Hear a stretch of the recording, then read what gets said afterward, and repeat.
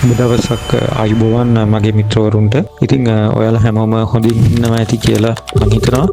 මේ ගත කරන්නේ 2025 නොවැම්බර් මාසේ 16 වෙනිදා. එහෙම නැත්නම් නොවැම්බර් මාසේ මැද දින කීපය.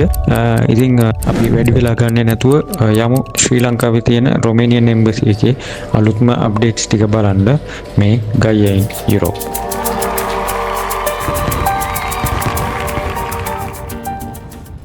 මුලින්ම ඉල්ලනවා ඔයා තාමත් මගේ channel එකේ videos බලන්නේ subscribe කරලා නැතුව නම් ඔයාගේ subscribe එක ගොඩක් වටිනවා. ඉතින් subscribe කරලම video එක බලන්න පටන් ගමු කියලා. ඉතින් interview ගිය සතියේ පැවැත්වුණා SE 199 200 201 202 සහ 203 කියන SE කාණ්ඩාංකයෙන් ඉතාම සුළු පිරිසකට. ඉතින් මේ අතර late submissions කීපයකුත් interview වලට සහභාගී වුණා.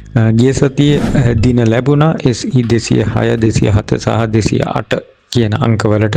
ඊට අමතරව late submissions කීපයකටත් දින ලැබුණා. ඒ වගේම මෙයාලගේ submissions date බැලුවොත් ජූලි මාසයේ 2025 අවසාන දින කිහිපය එහෙම නැත්නම් 28 29 30 කියන වගේ දවස් වලට තමයි interviews ලැබුණේ. ඒ වගේම interview පැවැත්වෙන්නේ මෙයාලගේ 2025 දෙසැම්බර් මාසේ 8 වගේ වෙනකන් දැනට plan වෙලා තියෙනවා. ඉතින් passport collection ගැන බැලුවොත් passport collection වලට ඇත්තටම ගිය සතියේ emails ලැබුණේ නැති තරම් ඊටාම සුළු පිරිසකට ලැබුණා කියන confirm නැති ආරංචියක් තියෙනවා. email ආවා කියලා ඊටාම සුළු පිරිසකට. ඉතින් ඇත්තටම මේක ගැන හරියට තහවුරු කිරීමක් කරන්න බෑ. ඉතින් එහෙම ලැබිලා තියෙනවා නම් ලබන සතිය සඳුදා අනිවාර්යයෙන්ම යාලට passport collections හවස 3 ඉඳලා 5 වෙනකන් තියෙනවා.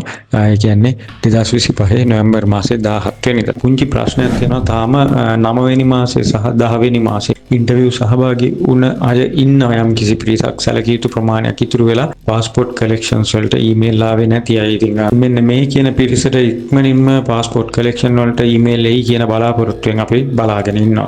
ගිය සතියේ passport issuance එක සිද්ධ වුණා සඳුදා. refuse rate එක සාමාන්‍යයෙන් වැඩි අගයක තිබුණා. මේකට හේතුව documents ප්‍රශ්න, ඒ වගේම ඉන්ටර්විව් එකට හරියට face කරේ නැති එක කියන කාරණා දෙකම බලපාලා තිබුණා. ඉතින් මම මේ ස්ක්‍රීන් එකේ දාන විදිහට ප්‍රශ්න 5-30 අතර තමයි සාමාන්‍යයෙන් අහන්න පුළුවන්. ඉතින් මෙන්න මේ ප්‍රශ්න ටික බලා ගන්න. ඉතින් ඩොකියුමන්ට්ස් ටික අනිවාර්යයෙන්ම ඔයාලගේ හරි පිළිවෙලට අප්ඩේටඩ් රික්වයර්මන්ට් එකේ විදිහට එම්බසි එකේ අනිවාර්යෙන් අරන් යන්න. ඩොකියුමන්ට්ස් වල එහෙම නැත්නම් පොලිස් රිපෝට්, ට්‍රැවල් ඉන්ෂුරන්ස්, ඒවත් නැත්නම් ඔයාලගේ foreign ministry attest කරන copies වල ප්‍රශ්න, ඊට පස්සේ ඔයාලගේ agreements වල එහෙම නැත්නම් guarantee letters වල තියෙන ප්‍රශ්න, accommodation letters වල තියෙන ප්‍රශ්න, ඔන්න ඔය වගේ documents වල ප්‍රශ්න නිසා කිසිම වෙලාවක ඔයාලට වෙන දවසක් interview වෙන්න කියලා documents බාර දෙන්න කියලා දෙන්නේ නැහැ කියන එක announce කරලා තිබ්බා.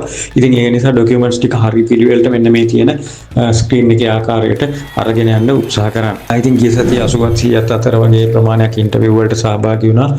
consuls 4 දෙනෙක් කරනවා. ඉතින් හවස 4 වගේ වෙනකන් ඩේලි ඉන්ටර්විව්ස් පැවැත්වුණා. ඉතින් પાස්පෝර්ට් එක ඔයාගේ වසර 2කට වඩා අඩු කාලයක් නම් තියෙන්නේ ඔයාගේ එක්ස්පයර් ඩේට් එකට. ඔයා ඉන්ටර්විව් යන දවසේ ඉඳලා පුළුවන් තරම් උත්සාහ කරන්න પાස්පෝර්ට් එක රිනිව් කරලා අරන් යන්න අලුත් પાස්පෝර්ට් එකක්. ඉතින් මේ ඔයාලට දෙන ඉන්ෆර්මේෂන් එක. මොකද પાස්පෝර්ට් අවුරුදු 2කට වඩා අඩු කාලයක් තිබ්බ අයට પાස්පෝර්ට් රිනිව් කරලා ආය අරන් එන්න කියපු අවස්ථා තිබුණා. ඉතින් පොලිස් රිපෝට් සම්බන්ධව බැලුවොත් එම්බසි එකේ රික්වයර්මන්ට් එකට අනුව පොලිස් රිපෝට් නැත්නම් ඔයාලා අනිවාර්යයෙන්ම මෙන්න මේ කියන විදිහට පොලිස් රිපෝට් arrange කරගන්න. මේ වෙනකොට අතේ තියෙන ඕනේ පොලිස් රිපෝට් SC 202 203 204 205 206 207 208 සහ 209. ඉතින් අයදුම් කරන්න අවශ්‍යයි පොලිස් රිපෝට්. මේ වෙනකොට SC 210 211 212 213 214 215 216 සහ 217.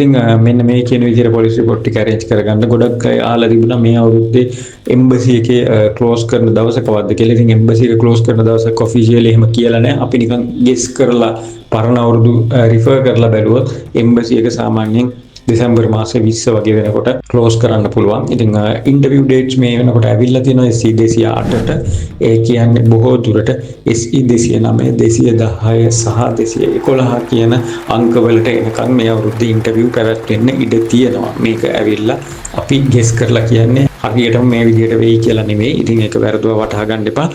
ඔයාලා SC 211 වගේ වෙනකන් 212 වගේ වෙනකන් කෝකටත් ලෑස්ති වෙලා ඉන්න මේ අවුරුද්දේ ඉන්ටර්විව් වලට සහභාගී වෙන්න. ඉතින් මිත්‍රවරුනි ඔය ටික තමයි දෙන්න තිබ්බ අප්ඩේට්ස් ටික. ඔයාලා හැමෝටම ලබන සතිය ජයග්‍රාහී සතියක් වෙන්න කියලා ප්‍රාර්ථනා කරනවා. ඉන්ටර්විව් ඩේට් බලාපොරොත්තු වෙමින් ඉන්න ඉන්ටර්විව් යන සහ පාස්පෝර්ට් කලෙක්ෂන් ලැබෙන මේල් ඇවිල්ලා තියෙනවා නම් ඊටම සුළු පිරිසකට හරි ඔයාටත් ජයග්‍රාහී සතියක් වෙන්න කියලා මම ප්‍රාර්ථනා කරනවා. ඉතින් ගිහින් එන්නම් එහෙනම් අදට අලුත් වීඩියෝ එකකින් ඉක්මනින්ම හම්බ වෙමු.